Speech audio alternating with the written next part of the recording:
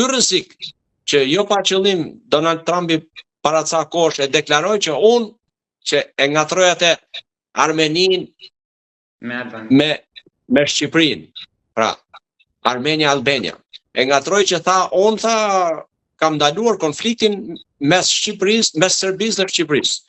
Dhe kjo nuk është të thënë ashtu si rufe në qiell të hapur nga një president, por ka patur informacione të sakta dhe ka përdorur gjithë pushtetin e tij ndaj Serbisë, presidentit Vučić, për të mos ndërmarrë hapa të tillë sepse konsekvencat do të jenë me pasoja.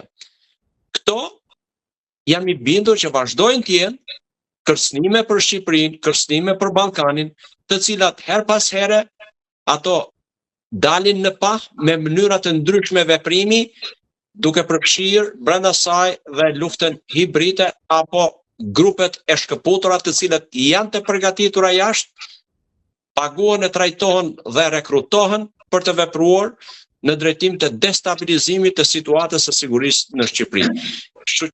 Kështu që do të mendoj se ata me të drejtë e kanë tërhequr vëmendjen që tashmë që lindja e mesme në një farë mënyrë nuk është më ajo që ishte para 2 vitesh, për sa i përket problemeve të luftës dhe të sigurisë, ka rënë në një farë mënyrë, nuk mund të themi paqe 100% e qetësi, por nuk është më intensiteti i para 2 viteve mes Izraelit dhe palestinezëve.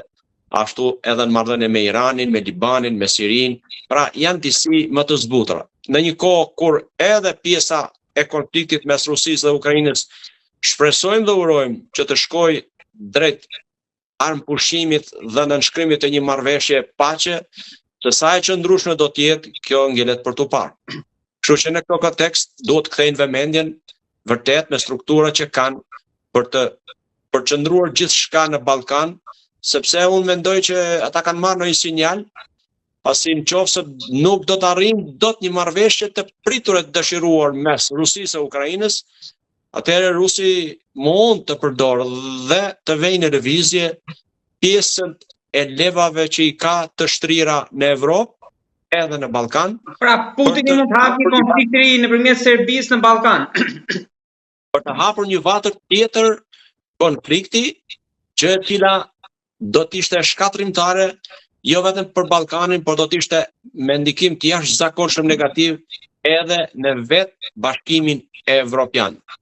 Pasi thanë me dhimbje Bashkimi Evropian edhe në bisedime mes Rusisë e Ukrainës nuk është në nivelin e dëshiruar që koha e don për sa i përket përgatitjes dhe përfaqësimit në nivel diplomatik e jo ushtarak. Absolutisht do të kërkojnë ndoshta edhe një dekadë për të arritur në atë nivel që të mund të mbrohen interesat e tyre, si në strukturat euroatlantike, ashtu dhe shtetet vetë.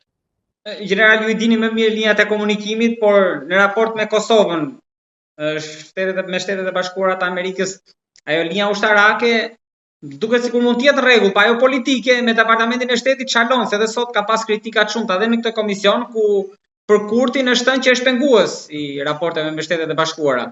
Pra, po si mund të ndikojë kjo sa atje kemi 3 palëzjedhje brenda vitit? Normalisht situata e tensionuar pa një Serbi të stabilizuar, edhe Ballkani nuk është i stabilizuar, ndërkohë që edhe raportet me Kurtit, se po nëse ai do zgjidhet prapë kryeministër, si mund të shkojë më tej?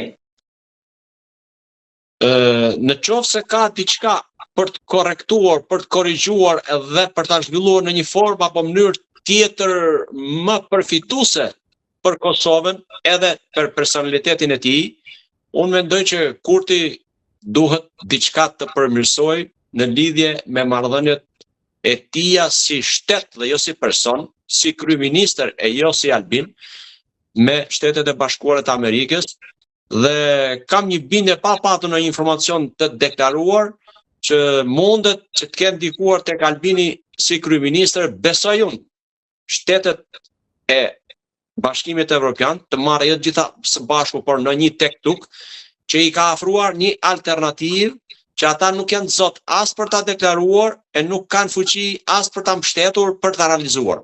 Kjo është dëmi që ja shkaktuar. A mund thoni me konkretisht te kjo? Me konkretisht? Unë mendoj që me konkretisht është Mbretëria e Bashkuar ose Gjermania në bisedimet që kanë zhvilluar kam bindjen që kanë ndikuar drejt për drejti për sa i përket marrëdhënieve të Kurtit si kryeministër me Shtetet e Bashkuara të Amerikës.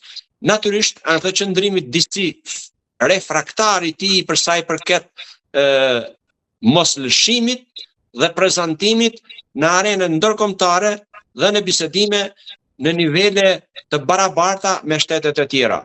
Ne flasim, nuk mund të jesh i barabartë me shtetet të cilat nuk kanë njohur vetëm një herë një luftë civile para 270-80 vjetësh dhe unë që jam formuar shtet para 17 vjetësh. Pra në këto kushte duhet pak ajo pjesa e reciprocitetit që shpesh përdoret dhe mund të kesh përdoret në diplomaci. Gjithmonë, për mua duhet të prevaloj çështja e sigurisë dhe mirëqenies së kombit apo shtetit ku një kryeministër apo një president apo pjesa e diplomacisë arrin të përfaqësojë vendin. Pra, në raport me humbje fitimin, kush është ajo që mund do dëshiroja të realizoja për kombin tim?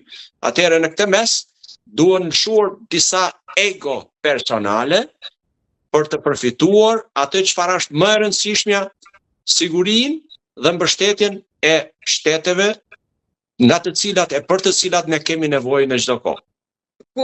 General, ku mbaron linja diplomatike që fillon më pas ajo e ushtrisë e generalëve, pra pasojat? Ku mbarojnë? Sepse deklaratat kanë qenë të shumta kundër Kurtit, edhe të forta. Më të forta se kaq